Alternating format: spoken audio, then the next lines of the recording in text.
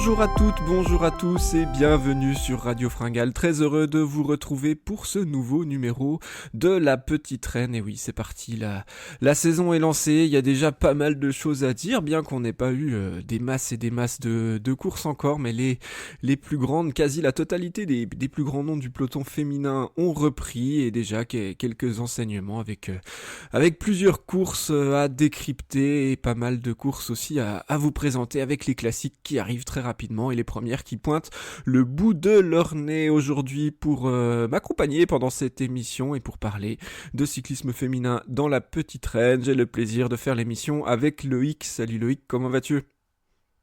Écoute, ça va super, je suis super content de pouvoir parler de cyclisme féminin avec un micro qui fonctionne un peu mieux de mon côté pour cette fois-ci. Ah, la belle nouvelle.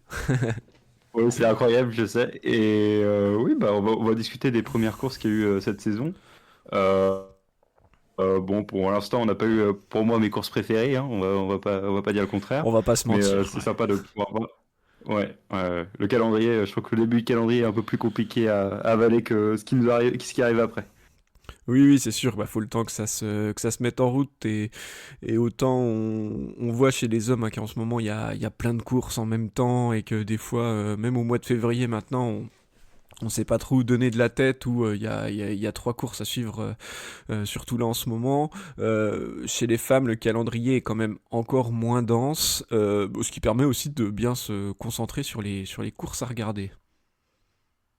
Bah oui, oui, oui, mais c'est sûr que là, pour l'instant, chez les hommes, je crois que bah il n'y a pas une journée où il y a plus de courses en ce moment, et chez les femmes, c'est un peu moins le cas. Mais moi, c'est surtout, enfin, enfin, j'aime bien les courses en Australie, hein, j'aime bien les regarder, etc. Mais je trouve que celles au Moyen-Orient, j'ai un peu plus de mal, on va dire, sur l'aspect sportif de la chose, quoi. Oui, c'est sûr qu'après voilà, c'est un début de saison et on en parle du niveau du cyclisme féminin qui est en train de devenir de plus en plus homogène, mais c'est pas non plus assez homogène pour qu'on ait des courses avec un gros niveau un petit peu tout le temps. Et c'est le temps que ça se lance aussi, mais je pense qu'après, voilà, on va arriver au mois de mars sur la période des classiques où les physionomies de course seront très différentes. Ce seront pas non plus les mêmes coureuses forcément qu'on verra à l'avant. Donc ça va être très intéressant à suivre. Bon du coup comme on est que les deux, Loïc, je te fais pas de petit quiz. Oh, quel dommage! C'est réservé à quand il y a un peu plus de monde. Donc voilà, pas de. En tout cas, je t'annonce qu'il y aura pas de défaite au quiz aujourd'hui.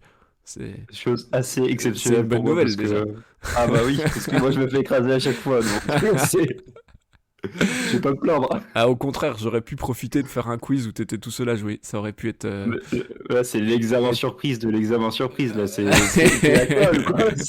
Bon, non, je t'évite ça. Du coup, on va passer au programme de l'émission du jour. On va donner, pour commencer, notre coup de cœur, pardon, ou coup de gueule sur ce début de saison.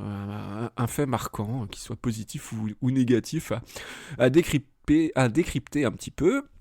Dans une deuxième partie de l'émission, on reviendra sur les courses par étapes qu'on a eues depuis le début de la saison et les premiers enseignements qu'on peut en tirer avec bien sûr le Tour Down Under, l'UAE Tour et puis également cette Mana Cyclista dans la communauté de Valence qui a vu notamment la première course de Demi Vollering sous les couleurs de la FDJ Suez et ça tout le monde l'attendait avec impatience. Donc il y a pas mal de choses à en dire et puis enfin avant de terminer l'émission on va se projeter un petit peu sur les prochaines grandes courses à venir et puis c'est trois classiques qui vont nous intéresser donc on en reparlera un petit peu plus longuement en fin d'émission.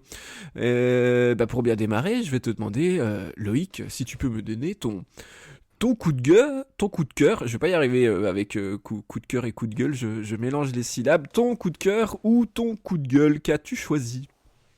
Bah, moi, j'ai fait un coup de gueule, enfin, pour pas changer. Mais après, il y a plein de coups de cœur, etc. sur le début de saison. Mais bah, ça, je sais pas si je vais me répéter, etc. Mais moi, j'ai quand même du mal avec les courses dans les pays qui respectent pas les droits de l'homme et qui respectent pas le droit des femmes, spécialement quand on fait des courses féminines. Bon, on va dire que l'UAE Tour, c'est pas un exemple pas de pays qui respecte le droit des femmes et je trouve ça assez bizarre qu'on court là-bas. Je comprends pas trop. Bah, à part l'argent, hein, Ouais, mais j'allais je dire trouve que c'est business quoi. Malheureusement, c'est ça qui c'est prend le dessus. c'est le business, mais je trouve ça assez déplorable et je pense que bah, je serais certaines équipes, j'aurais du mal à aller sur ces courses-là, honnêtement. Ouais, bah écoute, ça, c'est bien, tu fais le lien avec notre prochain épisode de Contre-attaque, où on va parler un petit peu de ces questions-là. Je n'en dis pas plus pour le moment, mais c'est vrai que ouais, c'est toujours, ça pose toujours plein de questions de voir cette mondialisation du cyclisme et certains États qui peuvent en profiter. On est déjà habitué aussi à, par exemple, les États qui ont des équipes, par exemple Bahreïn, qui, pareil, en termes de droits humains, n'est pas l'État le plus respectable, mais qui, pour redorer son image, investit dans le sport. On a vu le Qatar aussi le faire assez tôt et encore dans d'autres sports. Donc, effectivement, merci pour ton coup de gueule. Et puis, c'est toujours bien d'en parler et de pas non plus se voiler la face par rapport à ça. Je sais pas si tu voulais rajouter encore un truc ou. Bah, autrement que les courses là-bas sont vraiment chiantes aussi. C'est c'est- En plus. Quoi, t'aimes pas c'est- regarder sans bornes dans le désert comme ça? Bah écoute, c'est pas que je les aime pas les regarder, c'est que je les regarde pas, tout Ouais. simplement. Hein, je vais pas dire le contraire, c'est que je les regarde pas ces courses-là. Je regarde les résumés, mais bon, les 100 bornes sur des lignes droites, bah, on va dire que c'est pas ma passion et que malheureusement, c'est pas encore notre métier d'être journaliste. Donc, si ça avait été notre métier, peut-être que je les aurais regardés en entier, mais Là, non, là ouais. c'est beaucoup demandé là. Il y a, Et y a- toi alors? y a pas d'exigence sur Radio Fringale de se taper sans borne dans le désert pour pouvoir être chroniqueur. Donc tout va bien, sinon je ne serais pas forcément. Mais en tout cas, moi, ça me permet d'enchaîner sur un coup de cœur. Oui, c'est bien un coup de cœur. Et C'est positif. oui, et c'est quelque chose qui s'est passé sur l'UAE Tour, sportivement, que j'ai trouvé très intéressant. Et justement, c'était une étape à travers le désert et il y avait pas mal de vent. Et il y a eu un formidable coup de bordure de l'équipe UAE emmenée par Elisa Longo Borghini qui traînait ses nouvelles couleurs. Et j'ai trouvé ça absolument génial parce que l'étape était assez courte, ça faisait un peu plus de 100 km. Et c'était tout plat dans le désert, il y avait beaucoup de vent et en fait on a vu les filles dès le fictif collées à la voiture et c'est parti vraiment à toute blinde. Enfin, c'était vraiment un départ comme pour prendre l'échappée sur le tour avant une grosse étape de montagne, une grosse baston. Et en fait, toutes les filles ont fait vraiment la course à bloc et là aussi, ça demandait énormément à la fois d'expérience et puis de force et de technique aussi et de savoir se placer dans un peloton. On a vu des filles qui ont sauté très rapidement et puis qui n'ont pas réussi à suivre le coup et à ce jeu-là il y a eu une très forte Lorena Vibus qui voyant le coup partir décide de faire un jump dont elle seule a le secret pour revenir sur les filles de devant avec Longo Borghini en tête et moi j'ai trouvé ça sympa de voir justement en fait c'est d'habitude, on a ces étapes-là sont justement plutôt chiantes, comme tu le disais poliment.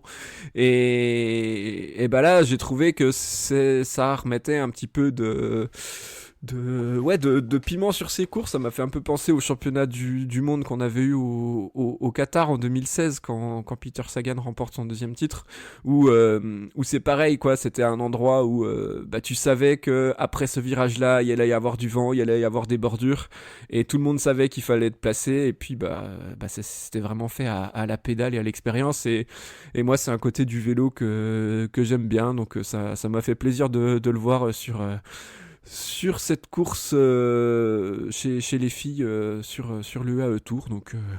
Donc voilà, je me suis beaucoup plus en tout cas enflammé sportivement que pour la dernière étape avec l'ascension finale où c'était un petit peu joué d'avance et Elisa Longo Borghini, on va en parler tout bientôt, a largement dominé.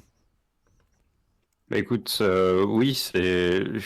J'ai pas vu l'étape, donc je vais pas pouvoir parler beaucoup, mais oui, c'est toujours intéressant de voir ce genre d'étape. Et je pense qu'il y a aussi certaines personnes au classement général qui en ont pris un coup. En regardant les temps et les résultats, on voit qu'il y a quand même. La bordure a quand même eu des gros effets, il me Ouais, semble. ouais, il y a eu pas mal d'écarts. Il y a eu pas mal d'écarts. Mais voilà, après, l'étape, je te l'ai résumé là, du coup, hein. Après, Bah oui, c'était, c'est enfin, parfait. j'ai pas regardé en entier, mais du coup, j'ai revu le début et le début était vraiment sympa quand la bordure s'est formée. Et puis après, bah, voilà, après ça roulait. Sauf que l'échappée devant était royale et allait au bout. Mhm. Bon, bah, très bien. Et bah, on va pouvoir passer maintenant à notre rubrique sur les premiers enseignements de ces courses. On peut peut-être déjà parler de la rentrée, du Tour Down Under en Australie, où il y a eu, on l'avait un petit peu teasé dans notre émission du mois de janvier, 3 étapes avec notamment l'étape Rennes qui arrivait à Willunga Hill. Et, euh, et là, on a quand même eu une petite surprise avec la victoire de la championne de Suisse, Noémie Rugg, qui s'est imposée alors qu'il y avait des clientes comme Neve Bradbury ou Nim Fisher-Black qui sur le papier étaient favorites, mais qui finalement se sont fait battre à la fois sur l'étape Rennes et au général. Bah écoute, oui, on a eu un début de saison qui était assez intéressant et on a pu voir l'équipe IF était bien qui était bien en forme. Bon, il y a eu ces débuts de saison, etc. C'est toujours sympa de voir les premières dynamiques, etc. Et on voit les équipes qui peuvent être en forme, mais je sais pas si ça a énormément d'importance sur le début de Mhm. saison et sur les classiques, mais ça permet d'avoir des petits aperçus quand même. Et ouais, c'est clair. Après, oui, il faut pas tirer de grosses conclusions des états de forme au mois de janvier. Mais en fait, je pense que là, les deux filles que j'ai citées, elles savaient que sur le papier, elles étaient les plus fortes. Et j'ai trouvé que dans Willunga Hill, elles en ont trop fait à vouloir vraiment rouler fort en tête, accélérer l'une et l'autre. Et finalement, je pense vraiment qu'elles se sont cramées trop tôt à vouloir accélérer. Et puis derrière, bah, les filles un peu moins attendues ont mieux géré leur effort. Elles n'ont pas eu à prendre la course à leur compte non plus. Et ça, je pense qu'il y a aussi un petit. Bah, c'est le métier qui rentre, on va dire. Elles sont encore jeunes, mais je les ai trouvées un peu trop. Trop offensives. Je sais pas si elles étaient trop sûres d'elles ou si elles voulaient un peu faire la différence assez tôt pour se mettre à l'abri. Mais ouais, j'ai trouvé qu'il y a eu un petit retour de bâton où finalement elles finissent assez loin. Hmm. Après, il y a aussi, par exemple, sur la classique, comment elle s'appelle, la Cadel Evans classique, il y a Ali Watson qui vient Mm. gagner pour la FDJ Suez. Elle était chez Soudal l'année dernière et c'est cool de l'avoir gagné comme ça sur le début de saison, etc. Je pense que c'est un super booster pour la confiance. Et bah, moi, la FDJ Suez, je suis content de les voir gagner et je suis content. Enfin, je pense que ça annonce que des bonnes choses pour la saison. Et aussi, on voit, bah, par exemple, tu vois, bah, la SD Works, ils y vont pas vraiment à ces courses aussi loin. Donc, ça permet aussi de voir un peu d'autres têtes sur le début de saison. Mm. Ouais, ouais, c'est clair. Et puis de découvrir aussi d'autres filles, bah, certaines qu'on connaît un petit peu, mais d'autres qui peuvent faire leur apparition dans les classements. Donc, bon, en tout cas, voilà, ce Tour Down Under, ça reste le traditionnel début de saison à l'autre bout du monde, mais c'est vrai que sportivement, on n'est pas encore sur une course de très très haut niveau, mais bon, ça a quand même l'appellation Ça coûte cher, World hein. Tour. Ça coûte Non, cher. mais c'est clair, ça coûte cher pour les équipes d'aller là-bas. En plus, les filles, il y a que 3 étapes, hein. Donc après, il y a d'autres courses, comme tu as cité, hein, la Cadel Ils Evans développent un peu, ouais. Ouais. Ocean Race. Il y a une autre course aussi dont j'ai oublié le nom qui est entre les deux. Donc oui, elles font le voyage pour un petit peu plus longtemps, mais c'est vrai que depuis l'Europe, il faut un jour Parce que, de voyage, donc ouais, ouais. c'est- c'est- Et en plus, il faut amener toute l'équipe, ouais. etc. Mais maintenant, je pense qu'il y a je sais pas, il y a 4 courses, je crois, en Australie sur le début de saison. On a le Down Under, on a la Schwalbe Women's One Day Classic, on a la Surf Coast Ouais, Classic et c'est après on ça. a la Ouais. Cadel Events. Ça permet d'avoir, si on compte ça nous fait 6 jours de course. Ça reste, je sais pas combien ça coûte pour une équipe d'amener les coureuses et le staff. Ouais, c'est une somme Je pense. importante, hein. Hmm. C'est clair, Mais c'est après, ça leur clair. permet aussi d'avoir de la visibilité, hein. Ça permet de. Comme il y a moins d'adversité aussi, et ça leur permet de montrer un peu plus le maillot. Et comme tout le monde est en manque de vélo à ce moment-là, c'est les courses que quand même les gens ils vont regarder, quoi. Bah, c'est vrai que c'est l'avantage de ces courses, on va dire, c'est l'avantage de ces courses en Océanie du tout début de saison par rapport aux courses en Asie en toute fin de saison, où clairement là les gens sont un peu en manque de cyclisme sur route, donc ils regardent presque coûte que coûte. En fin de saison, on a un peu moins de s'enflammer, on a un peu moins envie de s'enflammer, je trouve, pour les courses en Chine qui ont pareil un intérêt sportif très très limité, donc c'est sûr que du coup on s'intéresse un petit peu plus à ce Tour Down Under notamment. On peut passer à ta course préférée du coup, l'UAE Tour.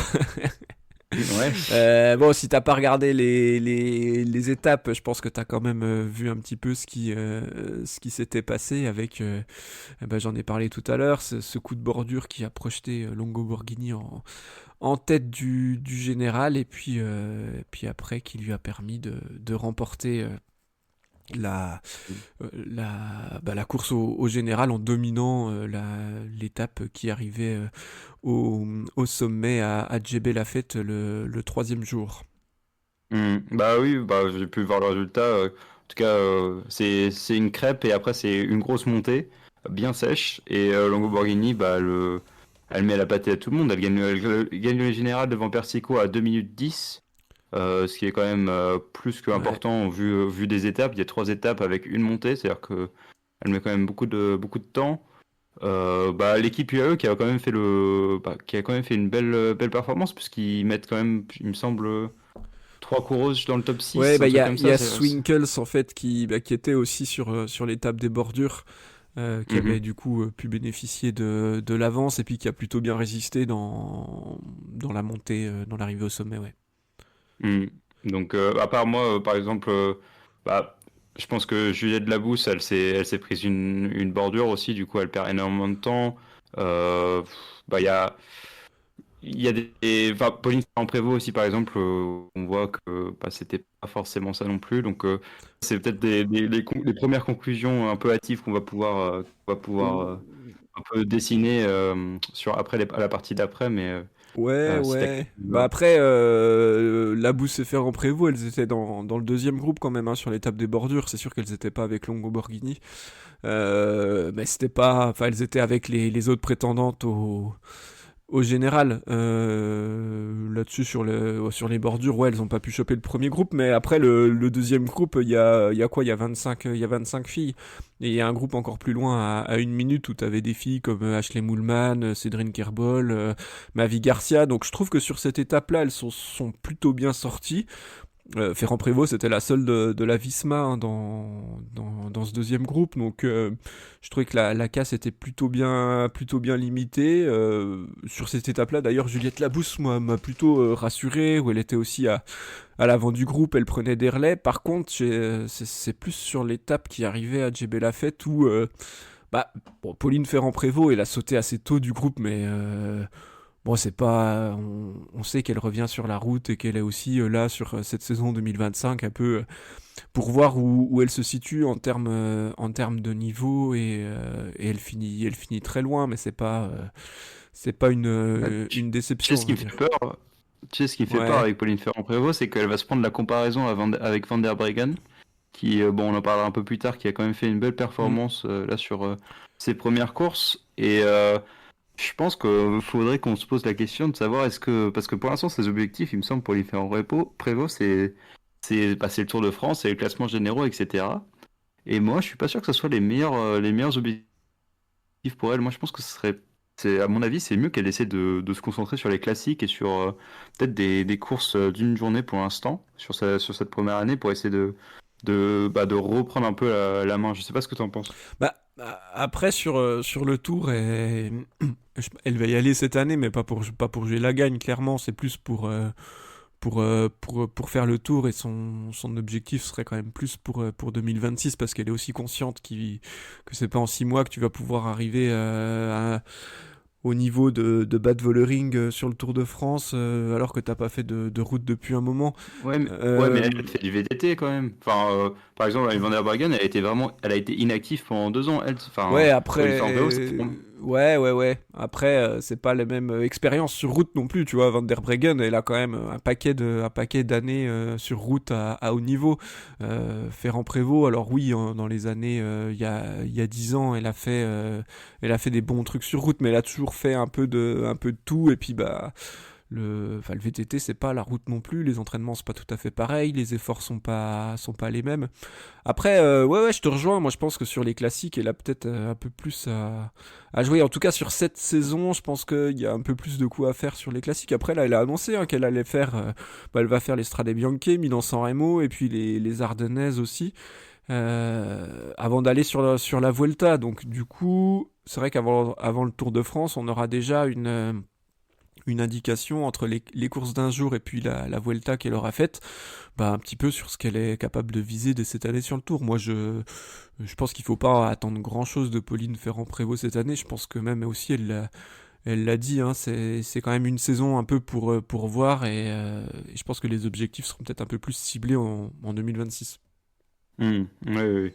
Bah, le seul problème, c'est que enfin, elle commence quand même à avoir un certain âge, etc. Je sais pas si elle a énormément de temps de carrière devant elle, etc. Mais bon, faut, je pense qu'il y a quand même une période d'adaptation et d'apprentissage qu'il va falloir. Pour moi, il y a un Mm. minimum d'un Ouais, an ouais, d'apprentissage pour pouvoir être à peu près à son niveau normal, quoi. ouais. Donc, c'est vrai faut lui laisser au moins un an, pour sûr. Mais Oui, bah, c'est ça. Mais ça, elle en est consciente, hein. Elle l'a dit, et puis je pense oui, que oui, oui, bien ça sûr. se sait aussi, ouais. Mais, mais ouais, en tout cas, on va voir. Mais ce sera intéressant du Mais coup de voir non, la non. saison. Et moi, j'étais content de la voir courir là dès l'UAE Tour Mhm. pour avoir un peu une idée. Hein. Ne serait-ce que voir, tu te dis, bah Oui, déjà bien sûr.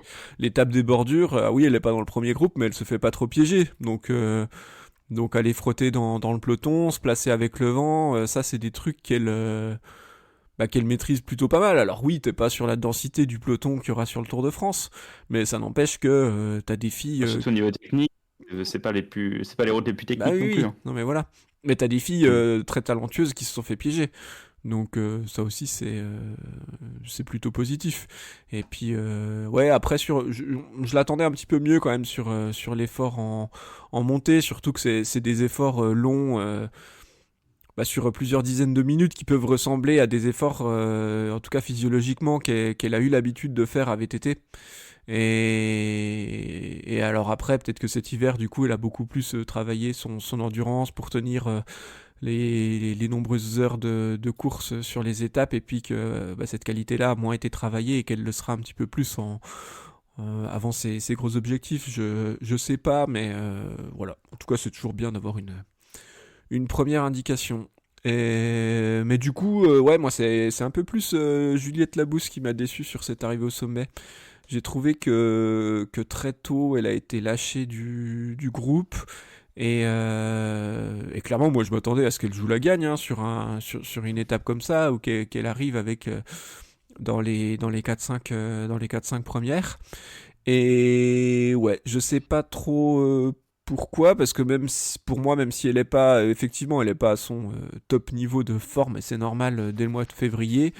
Je pense qu'il y a pas mal d'autres filles qui le sont pas non plus, et logiquement, elle devrait être un petit peu devant, bah, par exemple, des filles comme Mavi Garcia qui termine devant elle, ou comme Niedermayer. Pour moi, elle devrait pouvoir être devant ces filles, donc j'ai pas trouvé son début de saison, et puis cette première course sous le maillot de la FDJ, très très très très convaincante. Là, on sait elle va aller faire pas mal de classiques avant d'être alignée sur la Volta, mais voilà, je demande à voir encore. Pareil, je sais pas ce que ça va donner sur tous les classiques qu'elle fait. Mais enfin, au niveau de les classiques, ça va être plus l'explosivité qui va parler, etc. Mais sur une montée sèche où c'est des efforts qui lui correspondent, la voir arriver aussi loin, elle arrive 33e avec. Non, elle arrive 14e, il pompe sur Jabal Al-Fit. Mm. C'est C'est... ça, ouais, Et 14. elle À 2 arrive minutes, quand hein. même à 2 minutes. Donc Ouais. c'est quand même assez conséquent sur ce genre de montée. Et comme tu dis, Mavi Garcia, qui arrive devant elle, je pense que. Je sais pas si c'est l'expérience qui lui permet d'arriver devant, mais Ouais. ça fait quand même. Elle en a C'est maintenant, pas hein, le niveau. Juliette Labousse de l'expérience, donc ça, c'est plus une excuse.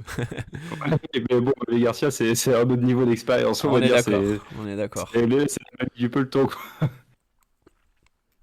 Donc ouais, un petit peu bah ouais en demi-teinte. Pareil les Françaises, chez les Français, bah il y a Cédrine Kerbol qui était pas hyper dans le coup. Après sur des étapes vraiment montagne, on l'attend peut-être Un peu plus un loin, quand peu même. moins, ouais voilà, moins que Juliette Labousse.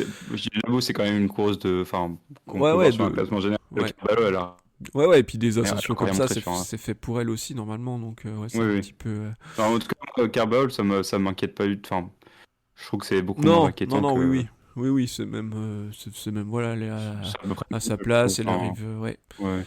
Mais Hmm. voilà. En tout cas, ouais, UAE impressionnante. Sylvia Persico, elle fait quasiment toute la montée. En tout cas, c'est elle qui fait exploser le groupe de tête avant l'attaque de Longo Borghini. Et puis, du coup, après, elle se laisse décrocher. Elle trouve les ressources pour rejoindre les filles qui étaient avec elle. Et puis après, elle arrive à les taper au sprint pour aller faire deuxième. Donc, Longo Borghini, oui, au-dessus du lot, mais Persico également, vraiment très très costaud. Je pense que l'arrivée de sa compatriote dans l'équipe UAE l'a reboosté pas mal.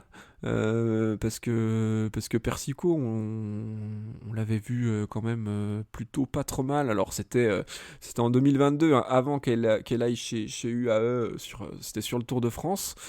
Et puis, bon, elle a fait quelques résultats, mais moi j'ai trouvé que j'en attendais un peu mieux, et notamment l'année dernière, où elle a été quand même très décevante, notamment sur les deux grands tours auxquels elle a participé. On l'a un petit peu vu sur quelques classiques, mais c'était pas. Elle a gagné le Grand Prix du Morbihan, il me semble, Ouais, ou un voilà. truc comme ça. Donc moi j'attendais, je l'attends beaucoup mieux que ça, Hmm. en théorie. Et là je trouve D'ailleurs, son début de saison très très bon sur les courses espagnoles qu'elle a fait au tout début, et puis là sur l'UAE Tour. Donc voilà, peut-être qu'il y a une dynamique aussi qui s'est recréée avec quelques Italiennes dans cette équipe, et qui doit lui faire du bien. je sais pas si chez UAE, il y a aussi la même connexion italienne qu'il y a dans l'équipe masculine. Je pense que j'en ai aucune idée, mais en tout cas, l'équipe UAE masculine, ça s'appelle UAE, mais c'est une équipe italienne en fait, quand on regarde vraiment le Oui, staff, etc. bah là Donc, il y a il y sais a pas six si. Italiennes dans l'effectif, donc sur 18 ça fait quand même un tiers. Donc ouais, il y a une forte communauté italienne. Après c'est plutôt espagnol le staff. Trois Espagnols, un Français, un Anglais. Mais, Ok. Hmm. mais voilà, après, ça doit. Enfin, c'est sûr que oui, enfin, cette équipe-là, en tout cas chez les hommes, c'était fondé sur les cendres de la Lamprey, il me semble.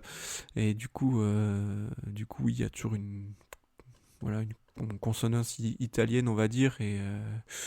Et ouais, donc à suivre, en tout cas, moi, ce début de saison de Sylvia Persico, je l'aime beaucoup, et j'ai hâte de la suivre sur les prochaines courses, et sur cette saison. Mais oui. Bah voilà, bon aussi on peut quand même dire que les sprints ont été écrasés par Lorena Vibos. Euh, Hein, Oui.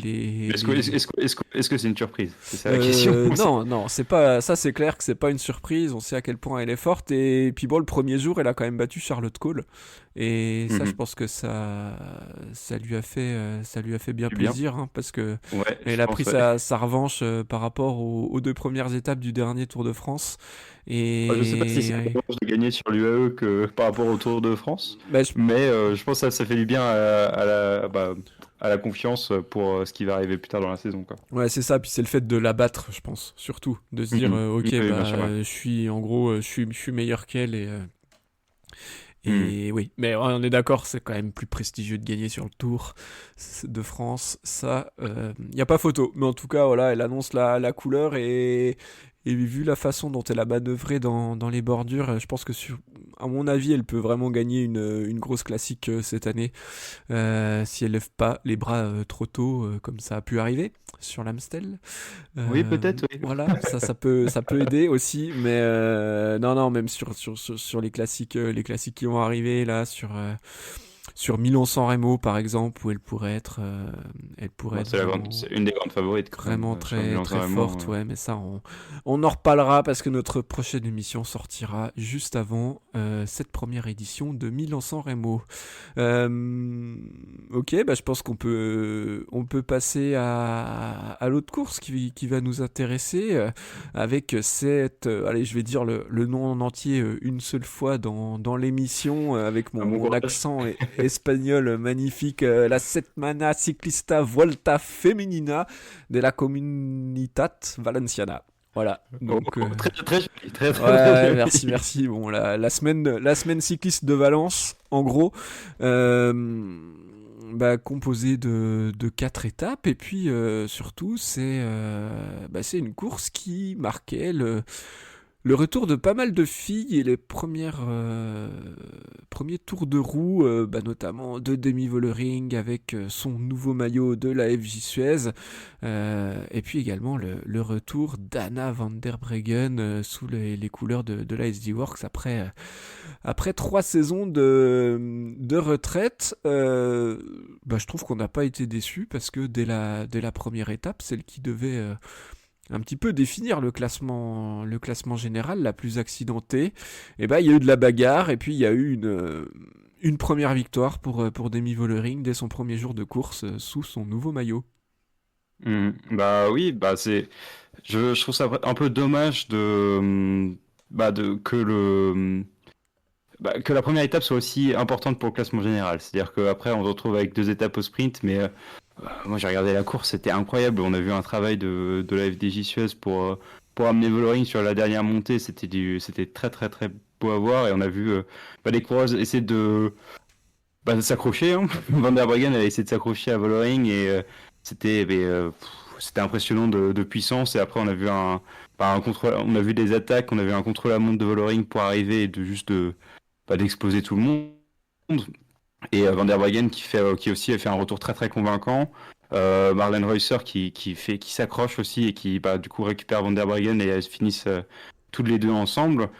Moi j'ai trouvé que c'était une super course à regarder, surtout sur cette première étape et après les deux étapes d'après c'était un peu plus remplant. Mais moi la première étape elle m'a beaucoup marqué. Ouais, non, mais c'est clair. Et on a vraiment eu aussi la bataille qu'on attendait. Et puis voilà, c'était un petit peu de se dire. Déjà, je trouve qu'on a eu des réponses en mode bon, est-ce que Vollering, elle est toujours super forte? Bon, je pense qu'il y avait quand même pas beaucoup de doutes. Mais oui, clairement, elle est monstrueuse et elle a vraiment dominé cette course grâce à cette étape. Mais aussi, c'est vraiment. Moi, j'ai été agréablement surpris par Anna van der Breggen. Je m'attendais pas à la voir direct dans le jeu comme ça et puis apte à lutter avec Vollering, même si elle a fini par se faire décrocher dans la dernière bosse. Clairement, elle a tenté, elle finit avec Marlene Reusser à 30 secondes derrière. Pour moi, c'est de bon augure avant de la voir sur des courses qui lui seront peut-être un petit peu plus favorables comme les classiques. Donc voilà, pour l'instant, elle n'a pas un gros programme de courses annoncé, donc je sais pas trop quand est-ce qu'on la reverra. Elle sera sûrement sur non, j'allais dire sur le Newsblatt, mais non, c'est sur le Omloop Van Het Hagland qu'elle est annoncée.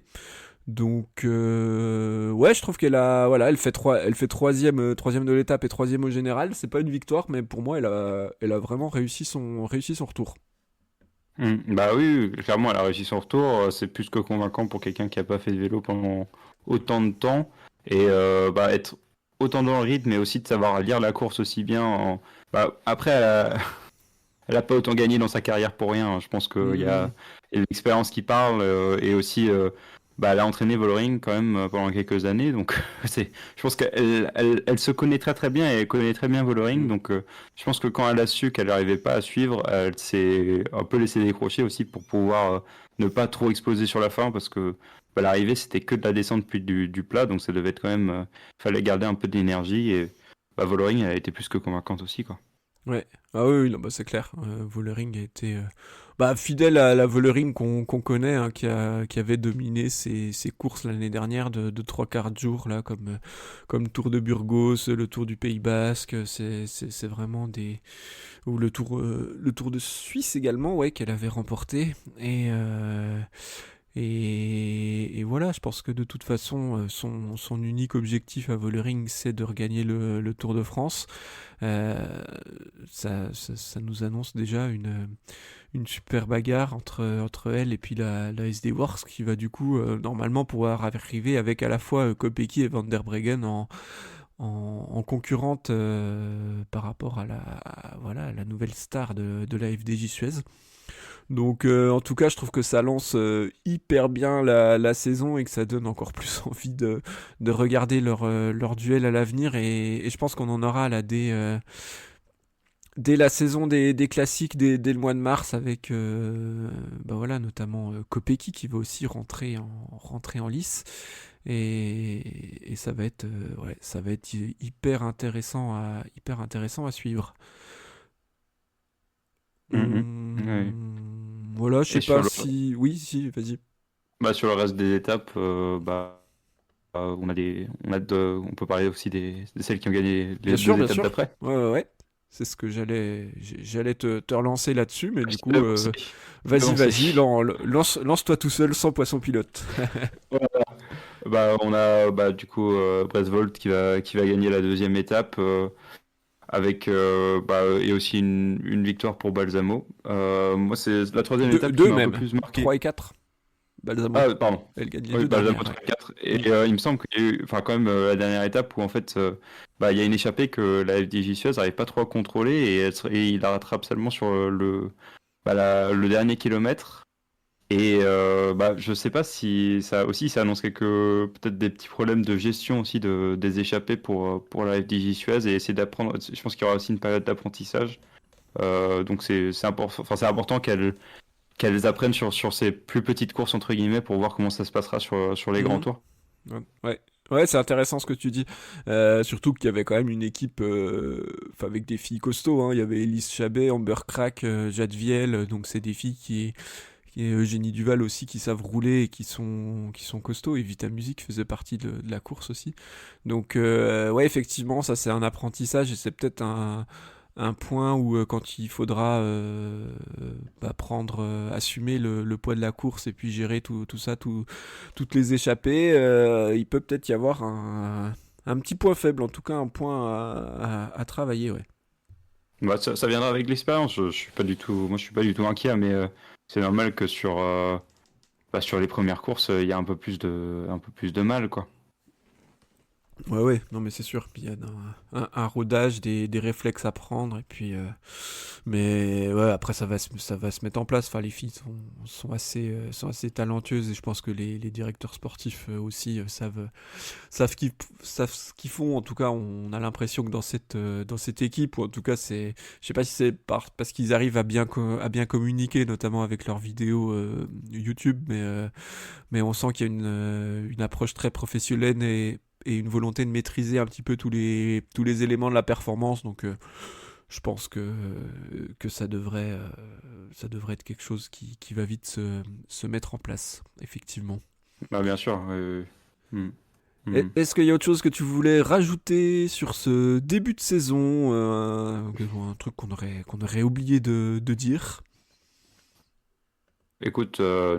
Non. J'ai pas l'impression en tout cas. Ouais, bah, Non. moi aussi, je pense on a fait le tour en tout cas des principales courses qui nous intéressaient et qui étaient intéressantes. Bah, c'est impeccable. Il nous reste quelques minutes pour parler un petit peu des courses qui arrivent. Et si on a pu se faire plaisir avec des courses par étapes, et bien maintenant on va rentrer tout doucement dans une période des plus excitantes du calendrier, c'est-à-dire la période de classique avec sur le début du mois de mars, là, trois courses qui vont nous intéresser du côté du calendrier World Tour féminin, avec la première qui va arriver le 1er mars, l'Omloop Newsblatt, qui devrait tenir toutes ses promesses. On a vu, moi je me souviens l'année dernière d'un formidable final où Marianne Vos règle un groupe de 5, dont Lotte Kopecky au sprint. Il y avait une belle course. Alors cette année, les deux filles ne sont pour le moment pas annoncées dans la start list. Ça va ouvrir un petit peu plus peut-être la liste des candidates à la victoire. Bah oui, écoute, il y a du coup Vos et Kopecky qui sont pas sur les start list. Après, c'est quand même ça peut être encore modifié. Oui, bien sûr, Mais oui, c'est à l'heure où on parle, ça- c'est dans 15 jours. Hein. c'est dans 15 jours, donc on n'a pas encore aucune information, mais on a hâte de voir les courses quand même sous le soleil gris belge du week-end d'ouverture. C'est toujours des très très belles courses quand même. Et on va voir si certaines sprinteuses vont réussir à passer aussi. Et un final qui reste toujours super intéressant. Et moi, j'ai hâte de voir cette course-là. Je pense qu'il y a beaucoup d'équipes qui veulent gagner cette course absolument. Donc, ça promet que des belles choses. Ouais, et bon, c'est un peu ce que je disais tout à l'heure. Je pense que Lorena Wiebes, elle va quand même pas être facile à décrocher, à mon avis, sur ce genre de course. Si au niveau du parcours, elle arrive, enfin du parcours, oui, c'est ça, au niveau des monts qu'il y a à franchir et des difficultés à vraiment résister, je pense elle peut être très costaud. Après, voilà, il y aura des équipes avec uniquement 6 filles, donc pour contrôler la course, ça va pas être simple. Il y aura Demi Vollering au départ, auquel elle va pas vouloir attendre le sprint, donc ça va attaquer, je pense. ça devrait attaquer un petit peu de plus loin. Il y aura également Puck Peters qui va vouloir pareil s'échapper et prendre de l'avance.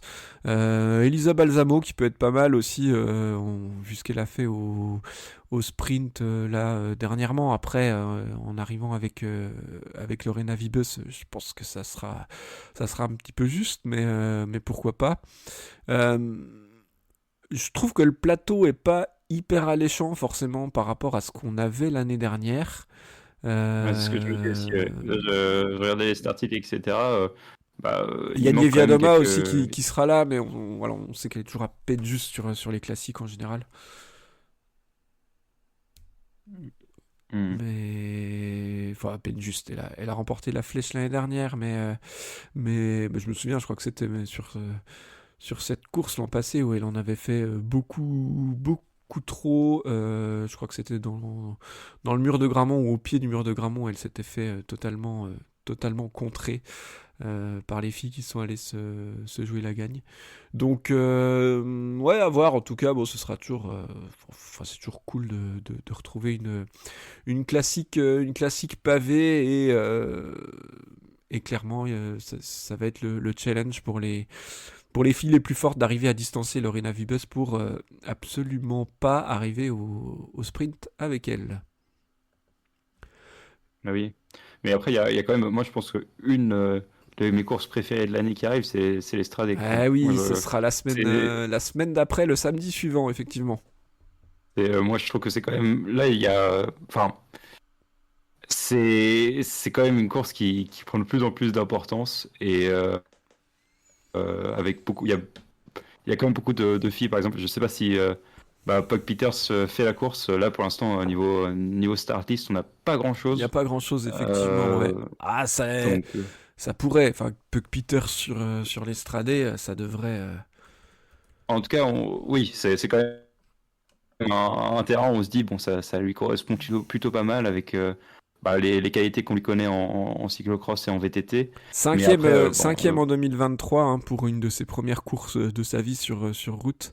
Et puis elle fait 13e l'an passé, ouais. donc ça peut être vraiment pas mal. Mais il y a aussi Pauline Ferrand-Prévot qui sera sur la Mm, course. On a mm. une Demi Following qui va aussi être là. D'ailleurs, Vollering, elle va courir, je sais pas combien de courses cette année, ça va être.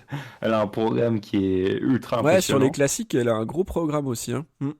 Ouais, ouais, donc on va voir comment. Je sais pas comment la FDJ Suez va gérer son calendrier, mais je pense qu'elle aussi a énormément de courir, donc je pense que Après, c'est un choix qui est réfléchi avec l'équipe, hein. ouais, Elle puis a toujours beaucoup couru aussi. c'est ça. Et puis il y a un gros bloc jusqu'à la Vuelta. Mais après, je pense que ça va être une partie de saison un peu plus light avec objectif de préparer le Tour de France. Elle devrait pas aller sur le Giro où il y aura Evita Music et Juliette Labousse qui vont se partager le leadership. Donc moi je trouve pas ça déconnant en fait comme Mhm. programme. Puis ça reste des courses d'un jour où tu as une semaine entre chaque. Même début avril il y a une pause un peu plus grande. Donc ouais, ça m'inquiète pas trop pour elle, hein. Mais comme tu l'as Non, dit, non. elle a été habituée à enchaîner comme ça, ouais. Ouais. Mhm. Et Mhm. sur les Strade Bianche, il y a une fille qui a annoncé et qui peut être vraiment costaud puisqu'elle a montré cet hiver sur les cyclocross, c'est Blanca Vas, qui a gagné une étape du Tour l'an dernier et qui a selon moi franchi un palier quand même en termes de puissance. Elle a 23 ans, hein, donc elle est encore très jeune, même si ça fait un petit moment qu'on la voit. Et je pense qu'elle Mhm. sera à surveiller sur une course comme ça. Ah, je suis tout à fait d'accord avec toi, c'est que elle a quand même, elle a eu des bons résultats en cyclocross et son dernier résultat sur la route, c'est 10e quand même au championnat du monde. Elle a gagné son étape sur le Tour. Elle est quand même extrêmement jeune Mm. encore. Elle a 23 ans. C'est une course qui correspond aussi beaucoup, enfin très très bien. C'est un profil du coup un peu à la Peters où je pense Ouais. il y a quand même un peu plus de maturité aussi dans l'expérience, etc. qu'une Peters. Donc c'est très très intéressant comme profil quoi. Ouais, exactement. Et puis il y aura aussi la championne d'Italie en Italie, deuxième l'an passé, Elisa Longo Borghini, dont on a parlé tout à l'heure, qui arrive très en forme, hein, vu ce qu'elle a montré sur l'UAE Tour. Moi, j'avais un petit peu peur que ce soit une pré-retraite chez Oui, moi aussi, ouais. UAE. Clairement, ça en prend pas du tout le chemin et elle semble encore hyper compétitive. Et à mon avis, elle aura à cœur d'arriver à regagner ses Strade Bianche après sa victoire en 2017. Donc ça commence déjà à remonter, hein. On sait qu'elle a gagné le Tour des Flandres à 9 ans d'intervalle. Pourquoi pas gagner les Strade Bianche à 8 ans d'intervalle. En tout cas, clairement, il faut pas la mettre de côté dès qu'il y a une classique qui va pointer le bout de son nez. Mhm, Et mhm. d'ailleurs, on la retrouvera, si on a fini sur les Strade Bianche, on la retrouvera une semaine après au Trofeo Alfredo Binda. Mm. Oui, oui, une course qui est toujours assez intéressante à regarder, une course historique du calendrier Ouais, féminin. exactement, ce sera la Donc, 26e édition. Ouais. mm, Donc, il n'y a, mm. il y a pas des masses de courses qui ont 26 éditions. Et c'est un petit peu celle qui se faisait à la place de Milan-San Remo, on va dire. Mais maintenant, bon, on aura la chance d'avoir un Milan-San Ouais, les deux Remo maintenant. donné. Voilà. Mm. Mais c'est bien et d'avoir cette épreuve. Alors c'est pareil pour l'instant, hein, elle aura lieu le 16 mars, donc on n'a pas toute la start list. Il y a Longo Borghini qui est annoncé. Et puis après, on retrouvera normalement Vollering, Evita Music. Qui c'est qu'il y aura Marta Cavalli aussi pour la team Picnic Postenel. Mavi Garcia, Yara Castellain pour l'instant les premiers noms qui sont sortis, mais il n'y a encore pas Ouais. C'est pas encore très confirmé c'est quand même tout pas ça. voilà et c'est pas très complet et voilà, je pense on fera de toute façon la prochaine émission dans la foulée de cette course parce qu'elle va intervenir une semaine avant Milan-San Remo, donc clairement en tout cas le mois de mars est en train de bien s'italianiser dans le peloton féminin et je pense que c'est plutôt bien et c'est plutôt pas mal d'aller courir là-bas en tout cas cette saison. Oui, carrément, ouais. C'est quand même un peu plus chaud que la Belgique. Ouais, un petit peu. Après, voilà, ça forge pas le mental pareil, quoi. C'est ça.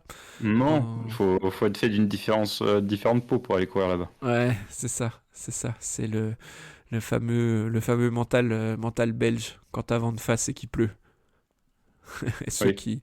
Ou le mental breton, hein. Du Oui, ça fait bah, l'instant. ouais, c'est vrai que les Bretons, vous êtes un peu belges là-dessus aussi, hein, c'est ça. Il y a des, il y a des points communs. Il y a des points communs. Ok. Bah, je sais pas si tu voulais rajouter quelque chose sur les courses qui vont arriver. Si tu avais peut-être des attentes particulières envers certaines filles que tu aimerais voir briller sur ces premières épreuves d'un jour. Écoute, pour l'instant, je pense qu'on a dit quand même la plupart des choses que je voulais. Enfin, moi, j'ai dit ce que je voulais dire. Je sais pas si toi, t'as d'autres choses à rajouter. Ouais, bah non, je pense qu'on a été plutôt complet par rapport à ça. Mais en tout cas, je suis hyper impatient de voir ces courses d'un jour. Là, bah là, clairement, en tout cas, au niveau World Tour, on n'aura que les grosses courses seront uniquement des classiques jusqu'à la Vuelta début mai, hein. Donc on avait Mhm. parlé un petit peu l'année dernière de ce calendrier qui pouvait paraître un petit peu déséquilibré entre les classiques au tout début de saison et puis après un enchaînement de courses par étapes avec les trois grands tours et plusieurs courses de 3-4 jours. Bah là voilà, on arrive dans la période des courses d'un jour, il y en aura une dizaine à se mettre sous la dent, hein, jusqu'à fin avril et Liège-Bastogne-Liège. Donc moi c'est une période que j'aime beaucoup dans le calendrier cycliste, que ce soit masculin ou féminin. Et ouais, avec le Newsblatt, l'Estrade Bianche déjà, on va attaquer avec deux belles courses, avec des paysages bien particuliers, bien propres à chaque région, mais qui maintenant sentent bon le vélo. Donc j'invite tout le monde à regarder à la fois la course femme et puis la course homme, parce que c'est toujours, il se passe toujours plein de trucs, et là il va falloir faire sauter les sprinteuses, donc ça va forcément attaquer de loin, et notamment avec Vollering au départ. On ne devrait pas être déçu. Eh ben, je te remercie beaucoup, Loïc, pour Ouais, merci ta beaucoup. participation C'était super. à l'émission. C'était top, comme d'habitude. Toujours un plaisir de parler cyclisme féminin sur Radio Fringale. On revient très vite, au mois de mars pour le prochain numéro de La Petite Reine, avec un débrief de ses premières classiques, et on se retrouvera normalement juste avant Milan-San Remo avec une start list qui devrait être magnifique, et puis pour teaser un petit peu tout ça. En attendant, on revient aussi avec d'autres émissions. Là, on a un fabuleux top 25 qui est sorti des meilleurs coureurs du Qui fait 21e siècle. Ah, ça crée du débat en commentaire. ça fait Hein. du débat, Ah hein, là là, attention, il y en a qui sont... Il y a des étincelles, hein. Ah ouais, attention, là, il y en a qui sont blessés par certains choix de nos consultants. Voilà. Mais voilà, et puis on arrive aussi très vite avec pas mal d'émissions en lien avec les courses qui arrivent, et le prochain numéro de Contre-Attaque qui va également sortir très bientôt, avec un sujet là aussi qui devrait pouvoir faire réagir nos auditrices et nos auditeurs. Merci à toutes et tous de nous avoir écoutés. On vous dit à bientôt, et puis bien sûr, pensez à vous alimenter, car la fringale guette. Allez, à bientôt tout le monde. Ciao ciao. Merci, gros bisous.